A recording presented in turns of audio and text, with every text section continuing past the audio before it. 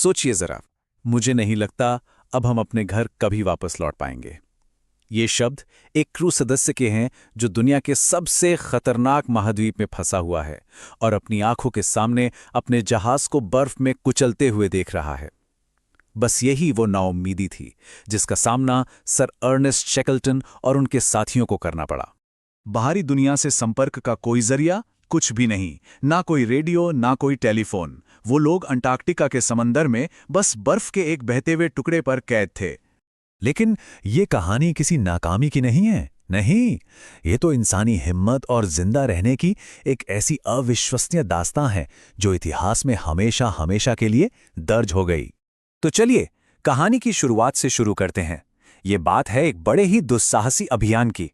Sir Ernest Shackleton और उनके 27 साथी अपने जहाज द एंड्योरेंस पर सवार थे और तभी वेडेल सागर की विशाल बर्फीली चादर ने उन्हें अपनी गिरफ्त में ले लिया। ये तारीख थी 18 जनवरी 1915। बर्फ ने जहाज को एक शिकंजे की तरह जकड़ लिया। क्रू ने निकलने की हर मुमकिन कोशिश की, पर जहाज टस से मस नहीं हुआ। नतीजा, उन्हें अंटार्कटिका की वो लंबी, अंधेरी और जानलेवा सर्दी उसी बर्फीले कैद खाने में गुजारनी पड़ी।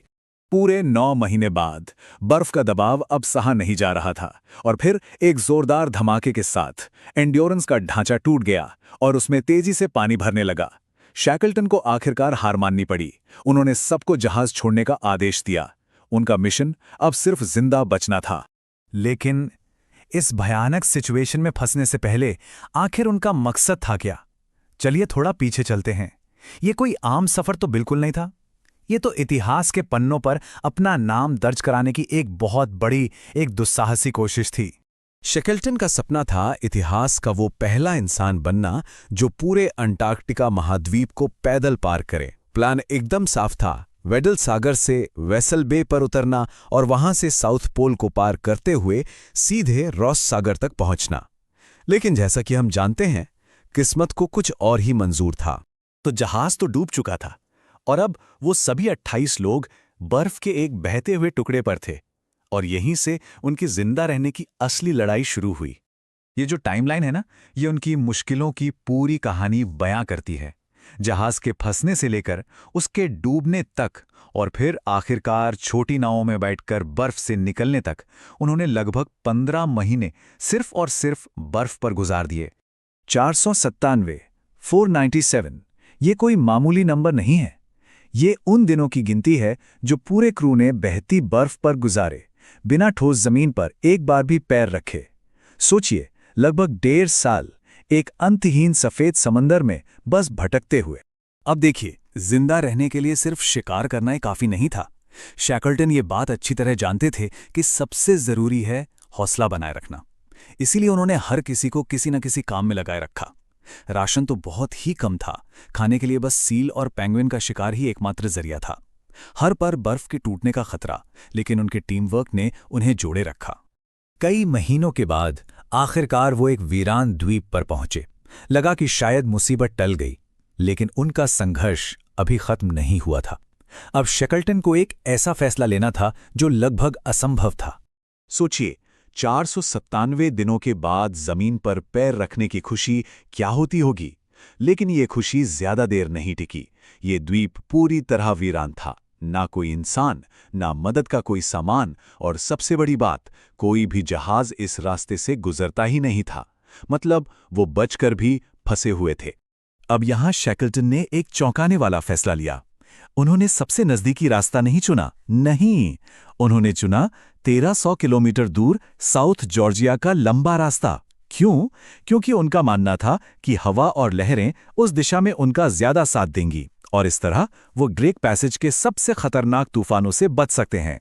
तो बस सिर्फ 5 साथियों के साथ शेकल्टन एक छोटी सी महज 22 फुट की नाव में उस समुद्री रास्ते पर निकल पड़े जिसे दुनिया का सबसे खतरनाक, सबसे अशांत रास्ता माना जाता है और ये इतिहास के सबसे साहसी समुद्री सफरों में से एक बनने वाला था। और अब ये कहानी अपने सबसे अविश्वसनीय, सबसे हैरत अंगेज मोड़ पर आती है। समुद्र को पार करना, एक ऐसी पर्वत श्रृंखला पर चढ़ना जिसे कोई पार नहीं कर सका था, और फिर पीछे छूटे हुए अपने साथियों को बचाना। और किस्मत का खेल देखिए, 17 दिन तक समुद्र की जानलेवा लहरों से लड़ने के बाद वो जमीन पर तो पहुंच गए, लेकिन गलत तरफ, उस तरफ जहां कोई इंसानी बस्ती नहीं थी। उनके और मदद के बीच अब खड़ी थी 10,000 फुट ऊंची बर्फीली पहाड़ियां, जिन्हें उनसे पहले किसी भी इंसान ने पार नहीं किया था।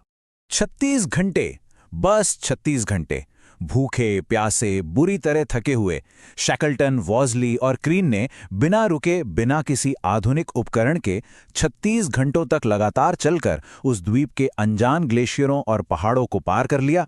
लेकिन उन 22 लोगों का क्या हुआ जो पीछे एलिफेंट आइलैंड पर रह गए थे?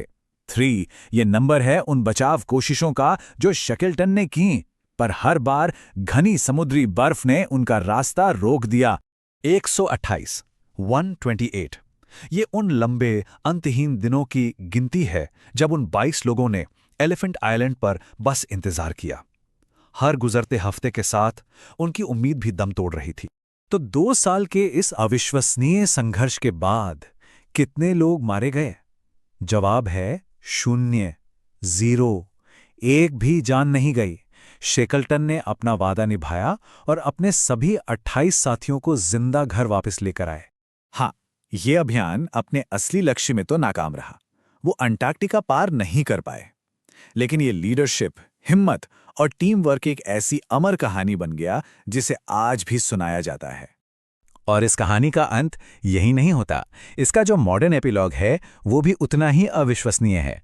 साल 2022 में, यानी डूबने के 106 साल बाद, उनका जहाज एंड्योरेंस उसी वेंडल सागर में 10,000 फुट नीचे मिला, एकदम सही सलामत, मानो वो आज भी उनकी यात्रा की गवाही दे रहा हो। तो आखिर में ये कहानी हमें एक बहुत गहरे सवाल के साथ छोड़ जाती है। शैकल्टन अंटार्कटिका पार करने में तो नाकाम रहे, पर उन्होंने कुछ ऐसा कर दिखाया जो शायद उससे भी कहीं ज्यादा महान था। तो सवाल ये उठता है कि एक सफल मिशन को आखिर क्या चीज परिभाषित करती है? अपना असली लक्ष्य हासिल करना, या फिर हर हाल में अपने हर एक साथी को घर वापस लाना?